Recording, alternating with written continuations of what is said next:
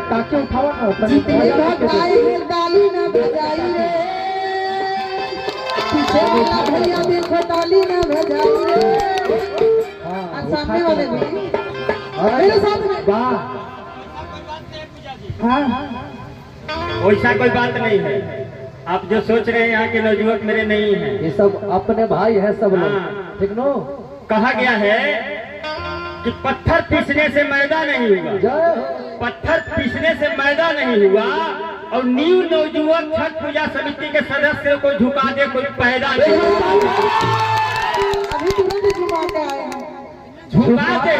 अच्छा झुकाने की, अब मुझे लगा कि झुकाने की बात हो रही। झुका, अरे झुकाने वाला तो पैदा ही नहीं हुआ, बिल्कुल नहीं हुआ है ना।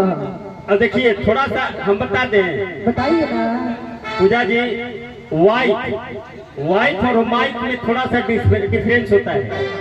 यहाँ लोग खुल के इसलिए, समझिए मेरे बात को, खुल के यहाँ लोग जो है इसलिए मेहरारू का डर भैया, मेहरारू का जी डर।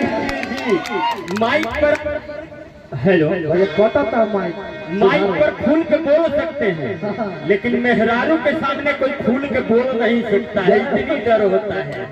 ये कभी पीतल चलिए, मेहरारू का डर जरूर सताता है। कभी पीतल है कि नहीं? अपना पता भी नहीं पीता है, लेकिन रहुआ पे जरूर पीता है। क्या बात है, वाह। लहर लहर लहराई रे,